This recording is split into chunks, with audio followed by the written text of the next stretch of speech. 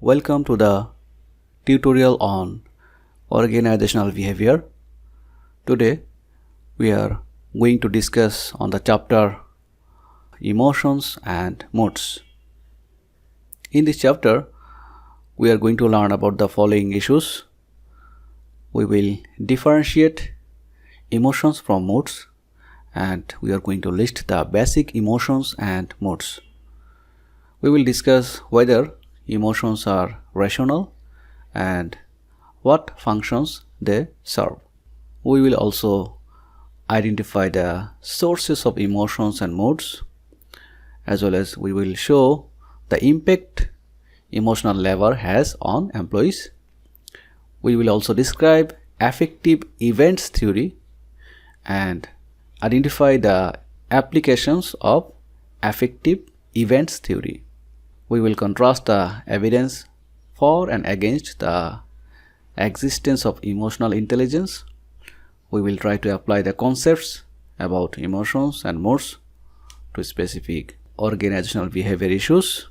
And lastly, we will contrast the experience, interpretation, and expression of emotions across cultures. Why were emotions ignored in organizational behavior?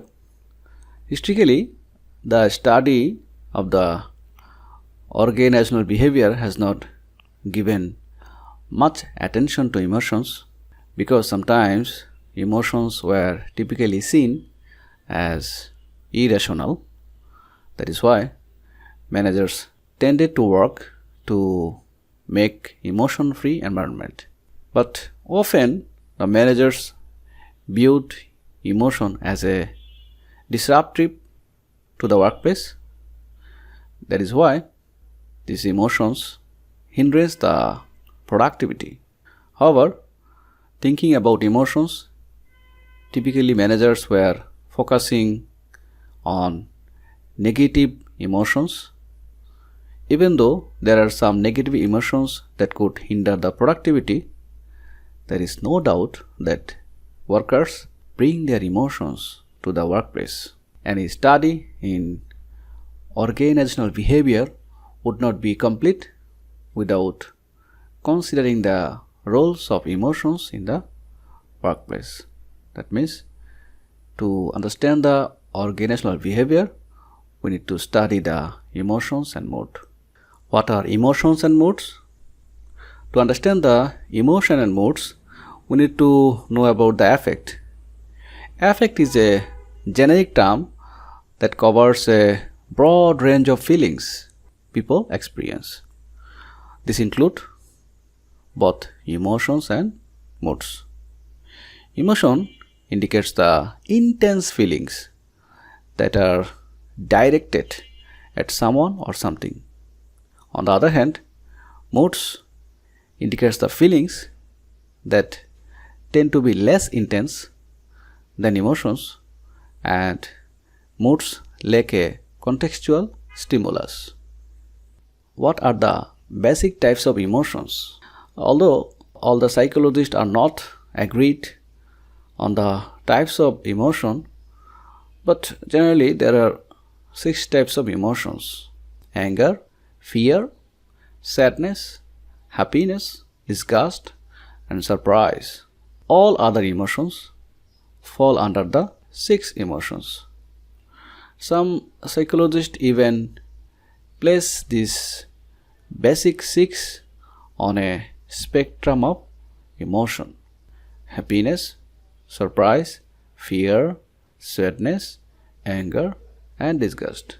Our basic moods carry positive and negative affect.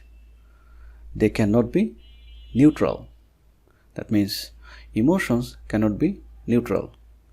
Emotions are grouped into general mood states, and these states impact how employees perceive reality, and thereby the moods can impact the work of the employees.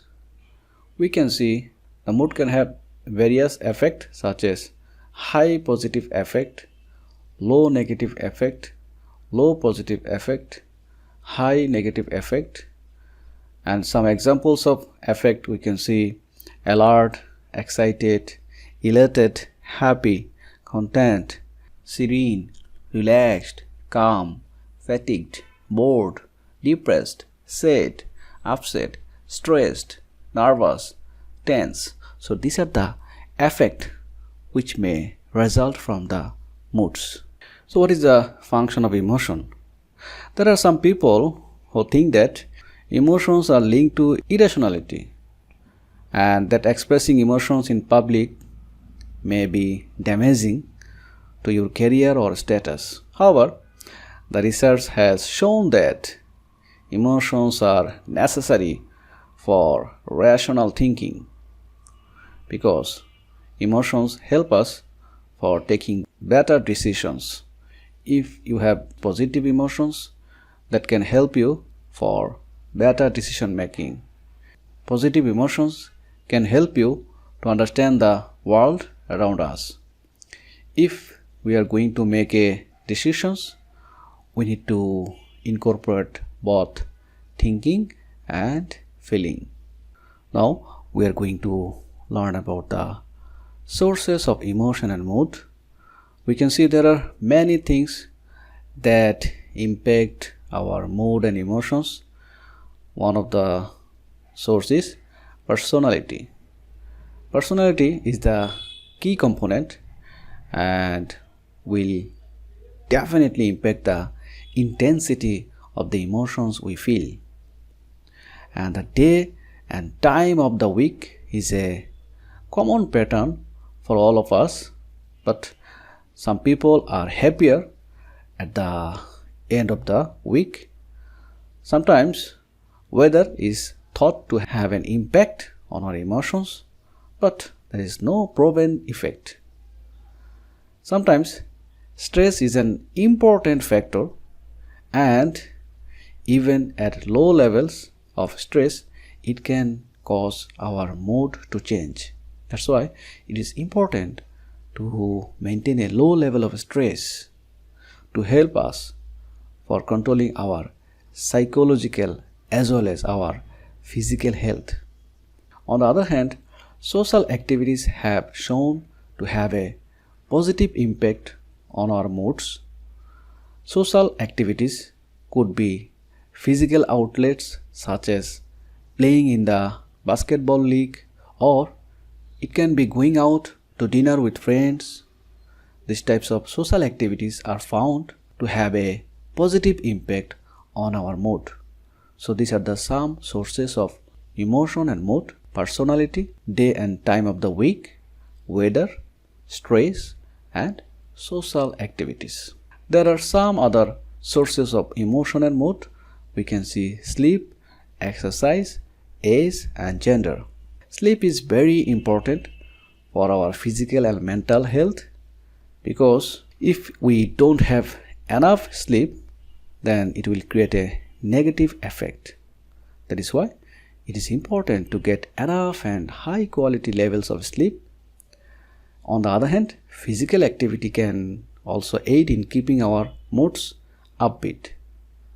So exercise can help us for keeping the mental mood and emotion in a positive aspect. And the study found that some characteristics that are beyond our control can impact our moods, as for example, age and gender. Generally, the elderly people tend to have a fewer negative emotions. On the other hand, considering the gender, women tend to express their emotion readily and their moods tend to last longer.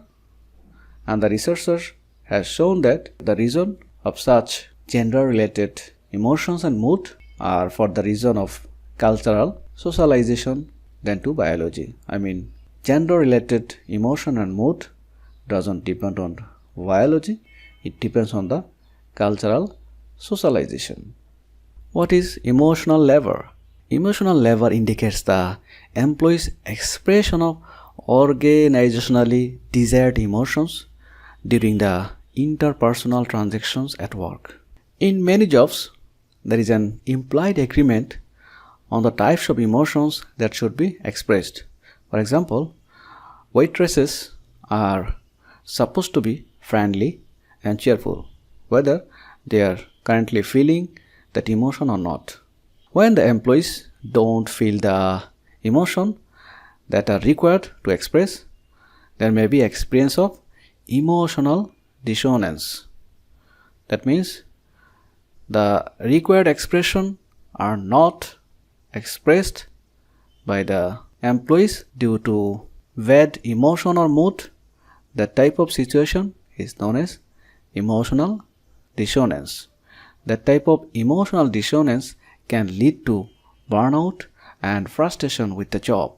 An employee's actual emotions are felt emotions. This is in contrast to the emotions that are required or deemed appropriate, which are called displayed emotions. There are two levels of displayed emotions we can see. Surface acting is when an employee displays the appropriate emotions even when they don't feel those emotions. On the other hand, deep acting is when the employees actually changes their internal feelings to match displayed roles. This level of acting can be very stressful. What is affective events theory? The affective events theory demonstrates that employees react emotionally to things that happen to them at work, and this can influence their job performance and job satisfaction. The intents of this response will be based on emotion and mood. That means the affective events theory demonstrates that the work environment, such as characteristics of the job demands, requirement for emotional labor.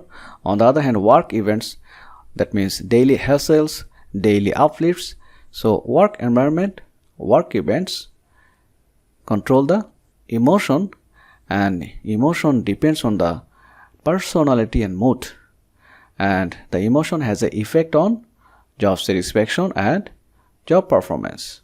That means the personality and mood determine the intensity of the emotion, and on the other hand, emotion can influence the job satisfaction and job performance.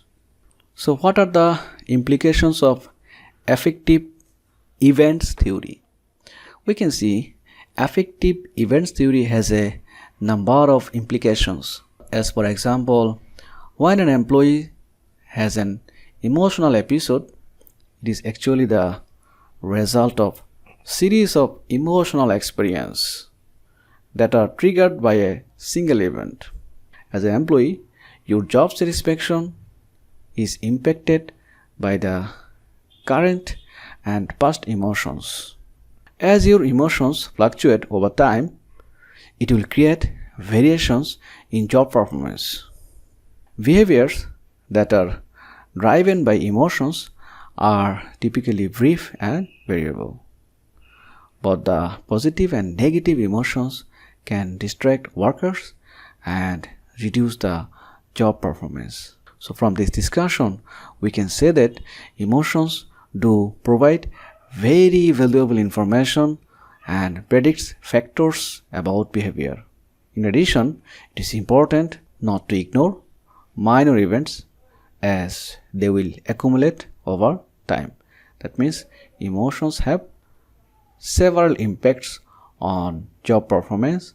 As a manager, you should not ignore the emotions, because day by day it will accumulate and will have a positive or negative impact on the job performance.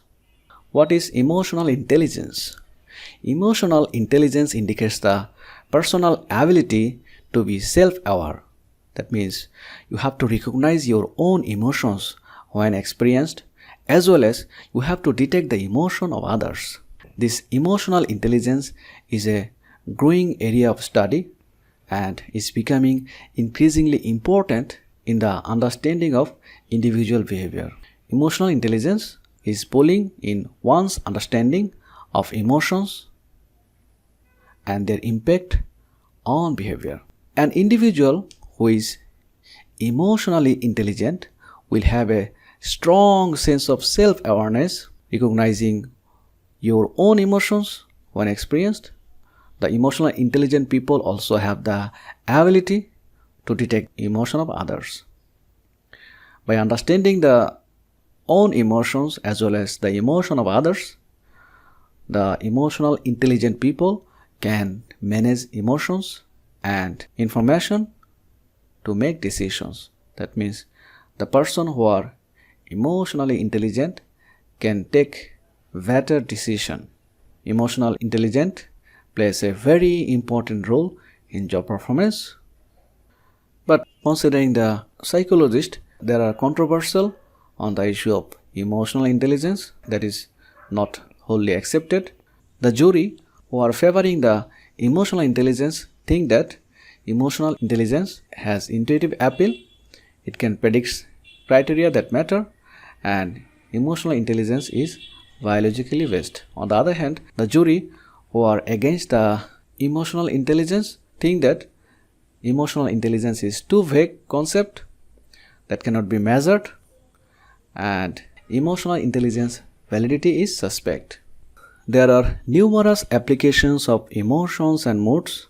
This includes selection, decision making, creativity, motivation, and leadership. That means in organizational behavior, the applications of emotions and moods can be in various types. We can see for the purpose of selection, we have to consider the emotions and moods. Emotional intelligence should be a hiring factor, especially for social jobs. And for the purpose of decision making, positive emotions can lead to better decisions.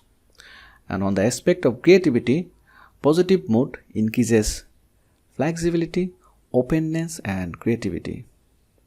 And in the perspective of motivation, positive mood affects expectation of success, feedback amplifies this effect. In the perspective of leadership, emotions are important to acceptance of message from the organizational leaders. If you have a positive emotion, you will accept the message from the leader readily. And if you have a positive mood, you will be motivated. If you have a positive mood, you will be a creative person. If you have a positive mood, your decision making will be a better decision making. And at the time of selection, sometimes the employer consider the emotional intelligence, especially for the social jobs. There are some other applications of emotions and moods in the organizational behavior. We can see in the negotiation, customer service, job attitudes, deviant workplace behaviors, and managers' influence. In the perspective of negotiation, emotions skillfully displayed can affect negotiations. That means if you have a good emotions, you can negotiate effectively. And if you have a positive emotions and mood, there will be a better customer service. That means emotions affect service quality delivered to customers, which in turn affects customer relationships. But there is a issue of emotional contagion. That means catching emotions from others. That type of emotional contagion should be controlled for better customer service. Emotions can affect the job attitude. If you have a bad emotions, you can carry over to home, but overnight these emotions will dissipate. As an employee, if you have a negative emotion, that will lead to employee deviance. That means actions that violate norms and threaten the organization. That means bad emotion or negative emotion will create deviant workplace behavior, and this deviant workplace behavior will threat the norms of the organization as well as threat the success of the organization. As a manager, if you have a good humor and if you can praise the employees, that will influence the positive mood and positive emotion of employees. That means as a leader, as a manager, you have to influence the employees by showing your good humor and praising the employees. And that type of humor and praising the employees will increase the positive moods in the workplace. Now we are going to discuss about the global implications on emotions and mood. The first question is, do people experience emotions equally worldwide? The answer is no, because the culture can determine the type, frequency, and depth of experienced emotions. And another question is, do people interpret emotions in the same way? The answer is no, because the value of each emotion varies across culture. And do you think the norms of emotional expression vary? The answer is yes. Some cultures have a bias against emotional expression. Others demand some display of emotion. Ultimately, the amount of emotions and mood depends on the cultural effect of a particular country. Now, I would like to summarize and show the implications for the managers from this chapter. You can see there are two types of issues we have discussed in this chapter. One is emotion, another one is mood. So moods are general aspect comparing to the emotions. Emotions indicates the intense feeling. On the other hand, moods are less contextual. However, in organizational behavior, we need to understand the emotions and mood, because this emotion and moods impact the organizational behavior. But as a manager, you cannot completely control the emotions and mood, but you should not ignore the emotions because it impacts the employee's behavior.